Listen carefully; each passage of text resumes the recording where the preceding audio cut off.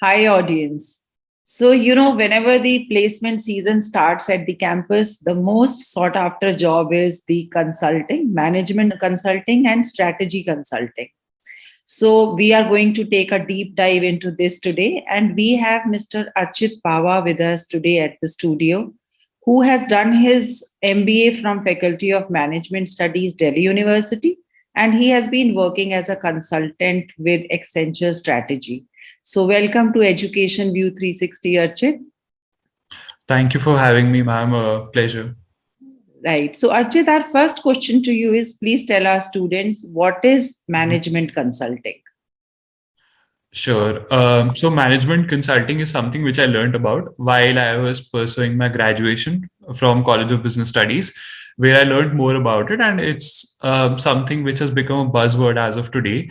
So to tell you more about it, so there are different types of consulting wherein you advise external clients about what they should do to run their businesses more effectively. So it could either be management consulting, technology consulting, or could be any other form of consulting. From the scope, from what we're going to discuss in this interview is mostly going to be centered around management consulting, which is very closely linked to strategy. Strategy or management consulting basically means advising businesses and the CXOs about how they should run their businesses more effectively to achieve a particular outcome.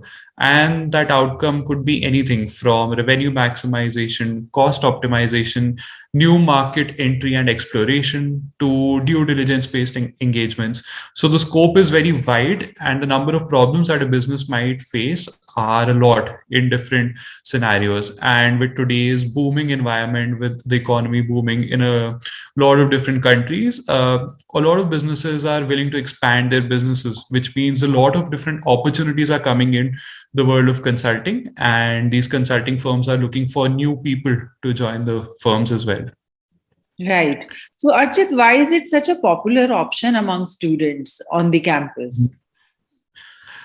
Okay, so when I was in my graduation, I was also faced with a lot of different choices, similar choices when I was pursuing my MBA course as well.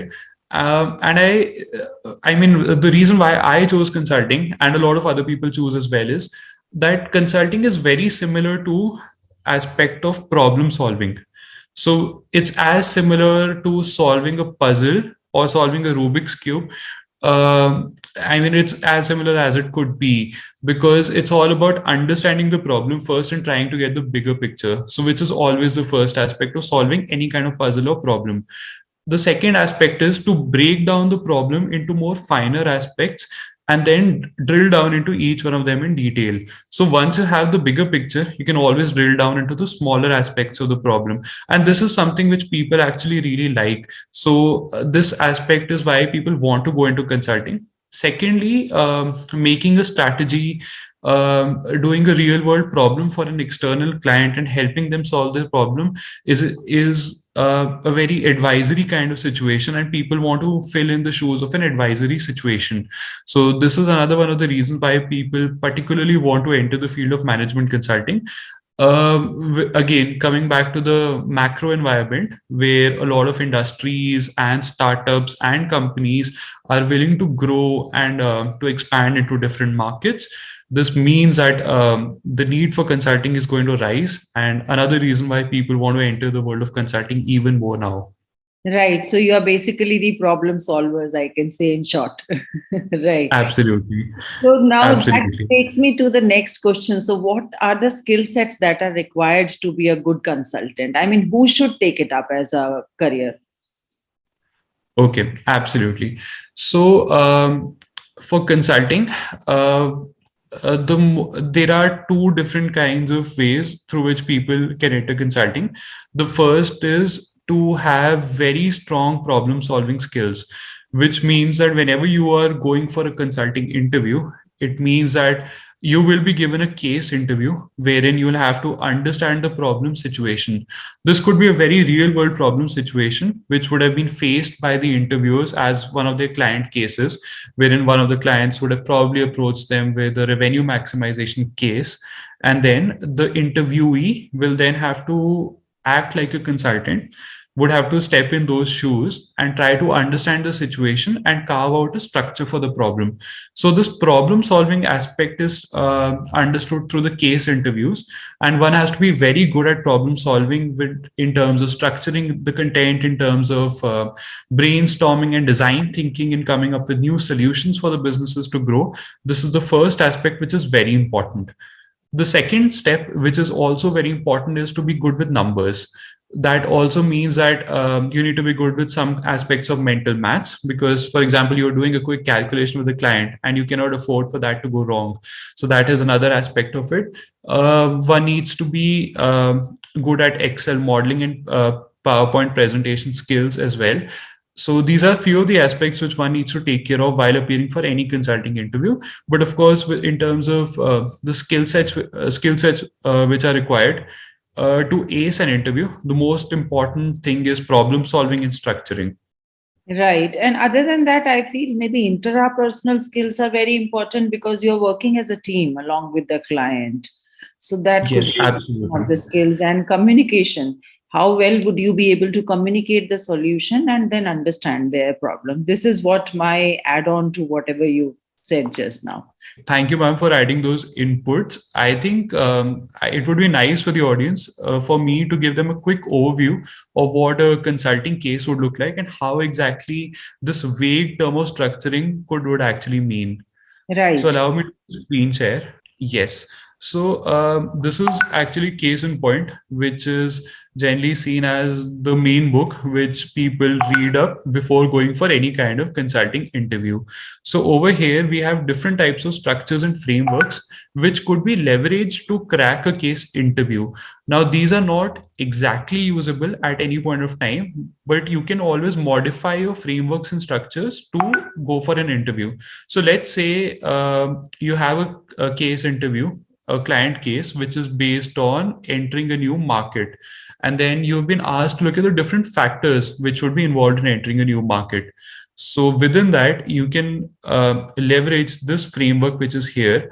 And you could look at current market being there are three factors within the current market that you would probably want to look at, which would be how the current market is structured in terms of the number of players that are there, the market share of the players, what is the kind of product which is going around in the current market in terms of the product differentiation, and if there are any barriers to entry, be it regulatory barriers or any other barriers.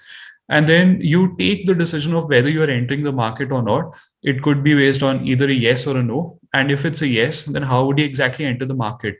Then within that, you break down the problem even further, and you could start from scratch, have an acquisition or a joint venture. So these are some of the aspects that you need to think through. Always subdivide the problem into finer and more minute aspects, which make it more readable and understandable for the interviewer. And this is the aspect of problem solving. And as ma'am, you pointed out, the most important aspect, another aspect, is to communicate the whole thing to the interviewer very well, because in consulting there are always case teams which are allocated to a project. So it will generally be in the form of one partner, one senior manager, and a bunch of consultants and analysts working together to solve the problem. It's a lot about brainstorming and design thinking. So whenever you're given this form of problem, whether it is entering a new market or profit maximization, you always break down the problem. If it is profit maximization, you might want to break it down into revenues and costs and look at the different revenues and costs and figure out which is that lever that you would want to figure out and use it for your advantage so that the profit could actually be maximized. Right, right. Great. So, Archit, now that takes me to my next question, which is like, what is the growth or trajectory pattern in this career? Hmm. Absolutely. So generally, when people, join fresh out of college, then they generally are given an analyst or an associate kind of role. So that basically means that you have to be good at developing slides, understanding the problem, good at Excel modeling, or basically any kind of modeling or PPT making skills are the most basic skills which are required. The client exposure is of course there, but then you don't lead the client meetings altogether. Then you move on to the next level, which is called management consultant, wherein you start taking charge of certain work streams within the engagement. Of course, not the whole project in itself, but some of the work streams. For example, within profit maximization, you might want to look at one of the categories in which the business operates, be it oral care or any other form of category, which would be very important for the business. And then you look at that category in isolation and lead that particular work stream.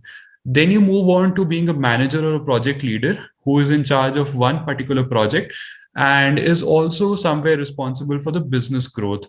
And then at more higher levels, at principal levels or partner levels, you are more focused towards a firm's growth, getting new projects, managing the sales and all, in terms of staffing other people as well. So the responsibilities increase as you go higher up the ladder, and you work on multiple projects at that level.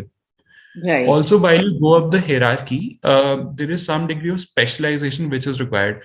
So, at the junior levels, you might be a generalist who works across the industries as well as the functional areas. While going up, you might restrict to one particular functional area and become a specialist in that particular area. So, whenever clients want to approach you for one type of functional problem or one kind of industry, be it healthcare, financial services, or anything else, then you are the go-to person for it. And that's why you become a specialist when you are higher up in the hierarchy. Right. So, Archit, as I said in the beginning of the interview, it is a very popular option among students. It is equally infamous also, consulting as a career. So, can we talk about some challenges that you face or the consultants face in this journey? Sure. I have been in the industry for about 3 years.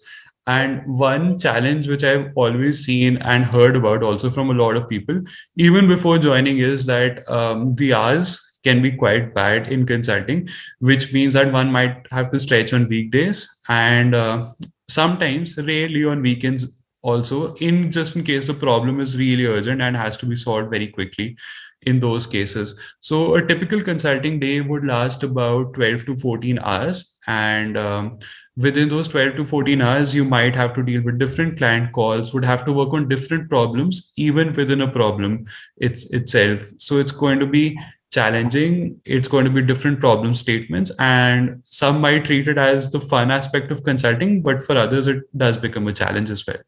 Right. Thank you so much for your insights, Archit, and thank you for sparing your valuable time. And for our students, now this deep dive, I'm sure, must have given you the direction.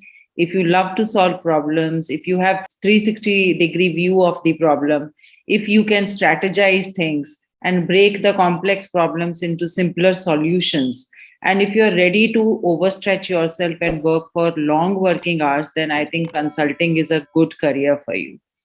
And please keep sharing and liking the video for the benefit of other students also.